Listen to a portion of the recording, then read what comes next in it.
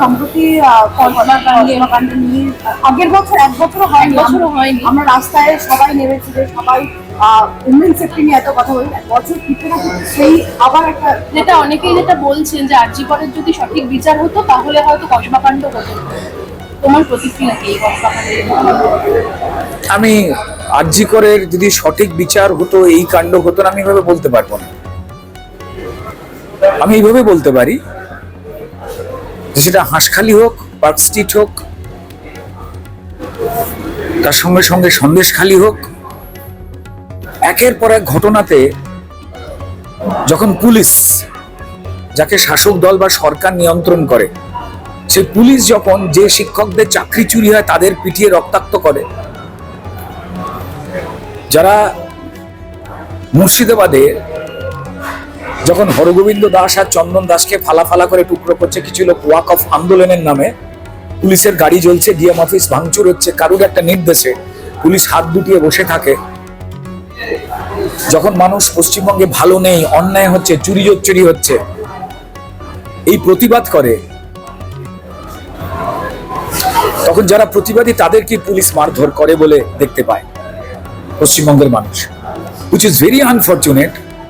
যে শিক্ষকদের চাকরি চুরি হলো তাদের সকালবেলা শাসক দলের গুন্ডারা মেরে গেল, আমরা দেখলাম, আর রাত্রিবেলা পুলিশ মেরে রক্তাক্ত করে দিল। হিন্দু, মুসলমান, শিখ, খ্রিস্টান, জনজাতি, উপজাতি, যাদের যাদেরই চাকরি চুরি করলো যারা, তারাই গুন্ডা আর পুলিশ দিয়ে মারলো। তাতে কি প্রমাণিত হবে? আরজি কর কাণ্ডে প্রথম ৩-৪ দিনে পুলিশের ভূমিকা তথ্য প্রমাণ লোপাট করবার ছিল, পরিকল্পিত একটা ষড়যন্ত্র, সবাই জানে।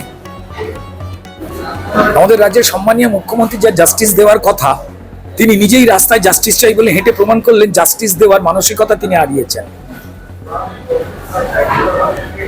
ক্রিমিনালদের উদযাপন করায়, তাদের ধরতে পারা যায় না। ব্যারাকপুরের ওদিকে জয়ন্ত সিং, তার প্রাসাদের মতো গাড়ি, প্রশাসন ভাঙে না, অর্থাৎ এখানে ক্রিমিনালরা প্রশ্রয় পাচ্ছেন। ঠিক তেমনি বছরের পর বছর অনৈতিকভাবে ছাত্র সংসদ নির্বাচন বন্ধ করে রেখে দিয়েছে তৃণমূল দল, কারণ ওই নির্বাচন হয়ে গেলে এই চোর জোচ্চোর ঘাতক তৃণমূলকে কেউ একটা ভোট দেবেন না। যে কোনো অন্য রাজনৈতিক দলের ছাত্র সংগঠন ক্ষমতায় চলে আসবে, তারা আর গদিতে থাকবে না। তাই পরিকল্পিত উপায়ে এই ধরনের ঘটনা, তো ফলত ক্রিমিনালরা প্রশ্রয় পাচ্ছে। ভাবতে পারেন এই মনোজিৎ মিশ্র, তার হাতে কলেজের সিসিটিভি ক্যামেরা কন্ট্রোলের বোতাম তার মোবাইলে, তিনি ওই কলেজে চাকরিও করেন, অনৈতিকভাবে চাকরি। সব জায়গায় এরাই তো ঠিক করে দেখে যে পুলিশ আমাদের হাতে।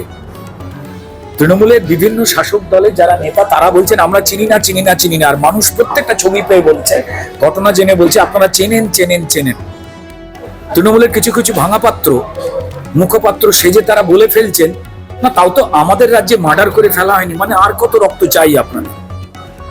কদিন আগে তামান্না খাতুন বলে একটা বাচ্চা মেয়েকে আপনারা সংখ্যালঘুদের ভোটে জিতে গিয়ে সংখ্যালঘু বাড়ির মেয়েটাকে মেরে ফেললেন। তারপরে আপনারা বলছেন যে কসবায় তো আমরা তো মেরে দিইনি। মিডিয়ার কাছে যখনই সামনে চলে আসে, ক্যামেরার কাছে চলে আসে, তখন অ্যারেস্ট হয়। যতক্ষণ না হয় এরা শাসক দলের সম্পদ, আর ধরা পড়া গেলেই এরা বিপদ বা আপদ। তাই এদের চিনি না, এদের জেলে দাও। জেনে রেখে দেবেন, যাদের গ্রেপ্তার করা হয় খবর ছড়িয়ে যাওয়ার পরে, যে সংবাদ মাধ্যমে খবর ছড়ায় সত্যি খবর, যাদের কাজ, তাদেরও গ্রেপ্তার হতে হয় এই রাজ্যে। সাধারণ মানুষ যে লেখে এই ঘটনাগুলো ঠিকঠাক হচ্ছে না সোশ্যাল মিডিয়ায়, তাকেও গ্রেপ্তার করা হয় খুনের কেস বা গাঁজা কেস, মার্ডার কেস দিয়ে, শ্লীলতাহানির কেস দিয়ে। এই কার্তিক মহারাজকেই দেওয়া হয়েছে। তিনি যেহেতু হিন্দুদের একত্রিত হওয়ার কথা বলছেন, তাকে দিয়ে দেওয়া হলো একটা শ্লীলতাহানির কেস, 12 বছর পুরনো। এই খেলা সবাই জানে। দুর্ভাগ্যজনকভাবে পশ্চিমবঙ্গে যতদিন এই সরকারটা থাকবে এই ঘটনা ঘটবে। তবে এই ঘটনা ঘটতে ঘটতে একদিন এমন ঘটনা না ঘটে যায় যেখানে শ্রদ্ধেয় মুখ্যমন্ত্রী মমতা বন্দ্যোপাধ্যায়ের বাড়ির মেয়ের সঙ্গে এই ঘটনা ঘটবে, সেদিন মমতা বন্দ্যোপাধ্যায়কে দাঁড়িয়ে দাঁড়িয়ে ভাবতে হবে যে আমি একে যে অপরাধ ঘটিয়েছে তাকে আমি চিনি না বলবো। এই সময় সামনে আসছে। আমি পশ্চিমবঙ্গের মানুষকে দল মত ভুলে যেভাবে পুলিশকে দিয়ে ক্রিমিনালদের প্রশ্রয় দেওয়া, যার জন্য এই ঘটনা ঘটবার সাহস পায় তারা বলে আমাদের তো পুলিশ আছে। এবং সত্যি আমরা তাই দেখি, পুলিশ আইনের রক্ষক না হয়ে গিয়ে যারা মানুষের লুট করছে তাদের গার্ডওয়াল হয়ে দাঁড়ায়। অনুব্রত মণ্ডলের দেহরক্ষী সাইগাল হোসেন তার সম্পত্তির পরিমাণ 100 কোটি টাকা। আর যারা সৎ পুলিশ তাদের বিরুদ্ধে